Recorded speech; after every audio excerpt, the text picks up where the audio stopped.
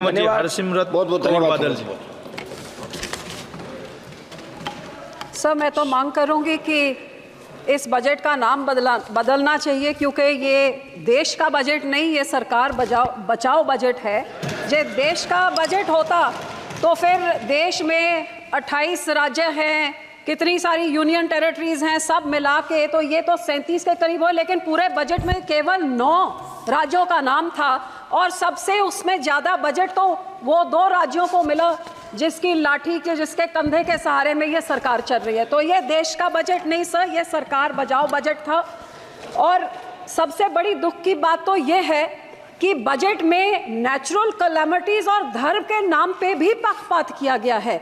ये तो मैं पहली बार ही देख रही हूँ। बहुत अच्छी बात कि आपने धार्मिक स्थानों को, बोध गया को, राजगीर को, जहाँ जहाँ आपने दिया, बहुत अच्छी बात है।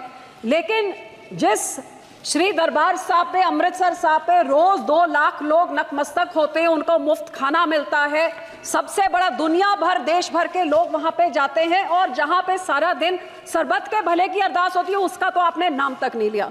और फिर मैं नेचुरल कैलेमिटीज की बात करूं तो फ्लड रिलीफ आपने राज्यों को दिया, बहुत अच्छी बात। जैसे मेरे सहयोगी ने मेरे से पहले बोला कि ये जो पानी आता है हिमाचल को आपने दिया पैकेज, तो हिमाचल का पानी पंजाब में आके पंजाब को जब डुबो देता है और तबाही मचाता है, तो पंजाब को आप क्यों भूल जाते हैं? जब पानी डैम में भर जाता है तो आप डैम खोल देते हैं और हमारा पंजाब डुबा देते हैं। जब घग्गर रिवर का लेवल ऊपर हो जाता है तो चुपचुपीते 7 के राज्यों को बचाने के लिए बंद तोड़ देते हैं और हमारे गांव को डुबा देते हैं। तो जब बाढ़ आती है तो उनको आपने दिया पैकेज में, उसका आपको आभार प्रकट करती हूँ, लेकिन हमारे राज्य के साथ क्या दुश्मनी है? क्या पंजाब के जनता, पंजाब के लोग, पंजाब के किसान, पंजाब का इंफ्रास्ट्रक्चर सरकार को मैटर नहीं करता? और हैरानी की बात सर, जब बाढ़ आती है तो पंजाब सफर करे, जब पानी की कमी हो जाती है तो फिर कांग्रेस हो, आम आदमी हो, भाजपा हो, सारे इकट्ठे होकर षड्यंत्र खेले कि एसवाईएल की नहर बनाइए ताकि पंजाब का पानी दूसरे राज्य को जाइए। तो जब पानी कम होता है तब तो हमारा पानी चुराना चाहते हैं, जब पानी उनमें ज्यादा हो जाता है तो पंजाब को फ्लड कर देते हैं। और सर, आपको मैं ये भी बताना चाहती हूँ, तकरीबन 70 साल पहले इस सरकार ने, कांग्रेस सरकार ने रिपेरियन प्रिंसिपल्स के खिलाफ हमारा पानी राजस्थान को दे दिया और कहते थे 1 साल में उस पानी का कॉस्ट क्या होगा आपको डिसाइड करके मिले। 70 साल से आज तक डिसीजन नहीं हुए। तो जो पानी हमारा दूसरे राज्य को रिपेरियन प्रिंसिपल के अगेंस्ट जा रहा है, या उसको बंद किया जाए या हमें उसका पैसा दिया जाए, ये मैं आपसे आज मांग करती हूँ। सर, दूसरा मैं ये भी आपसे मांग करती हूँ कि सेंट्रल ग्राउंड वाटर जो कह रहा है कि पंजाब के सारे ब्लॉक्स क्रिटिकल हो गए हैं, हमारे ट्यूब, हमारे वेल्स में पानी नीचे जा रहा है। आज की रिपोर्ट तो ये भी है कि टॉक्सिसिटी इतनी हाई है कि पीने लायक नहीं है। तो ये सर, हम लोग को तो मदद करनी चाहिए, और इस पूरे बजट में मदद की बात दूर, हमारा नाम तक नहीं लिख गया। हमें डिमांड करती हूँ कि पंजाब को भी दिया जाए। दूसरी सर, मैं किसानों पे आना चाहती हूँ। 4 पिलर बोले थे, युवा, महिला, गरीब, किसान। किसानों को तो मैं बोलना नहीं चाहती, जो कितने किसान खुदकुशी कर चुके हैं, शहीद हो गए हैं, आज तक धरने में बैठे हुए हैं। लेकिन जो ये किसान हकी सरकार होती जो कहती थी 2022 तक हम किसान की आय दुगनी कर देंगे, तो मुझे इतना ही समझा दे कि 2022-23 में तो एग्रीकल्चर ग्रोथ 4.7 थी, तो फिर पिछले साल 1.4 क्यों रहेगी जिनकी पॉलिसीज इतनी अच्छी है? हकीकत यह है कि किसानों के ये दुश्मन हैं, किसानों के हिमैती नहीं हैं। आज हर एक तरह से महंगाई की मार देखिए। आज जो 8 साल पहले 40 किलो का बीज का एक बैग होता था, वो 800 से 1200 होता था, 2000 हो गया।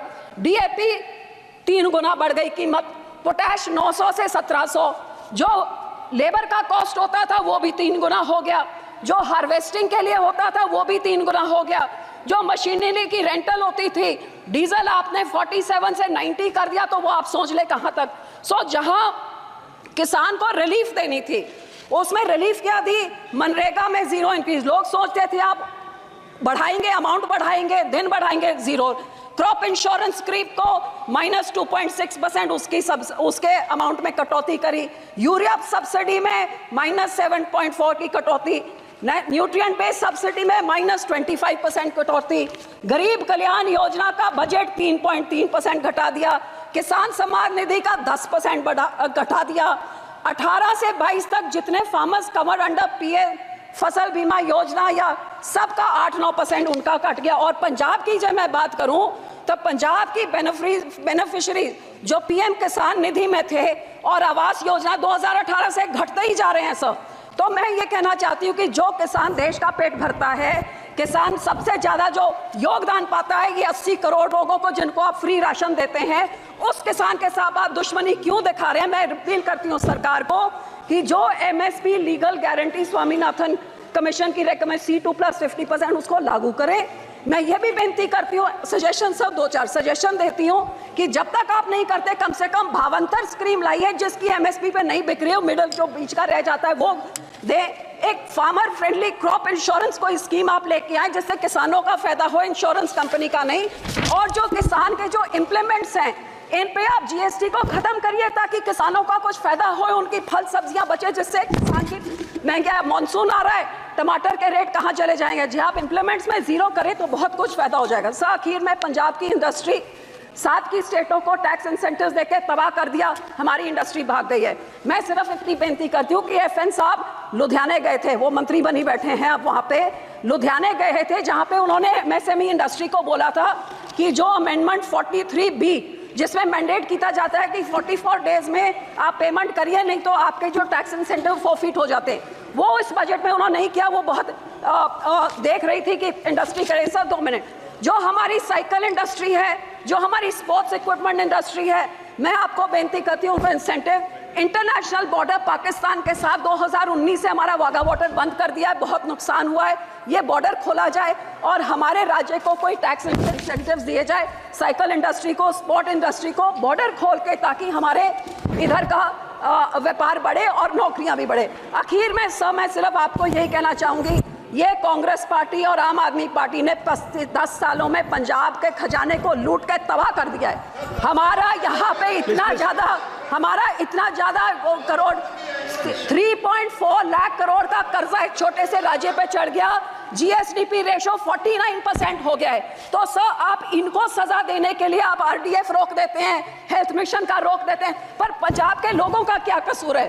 मैं आपको बेनती करती हूँ, जो हमारा पैसा है वो पैसा आप दीजिए।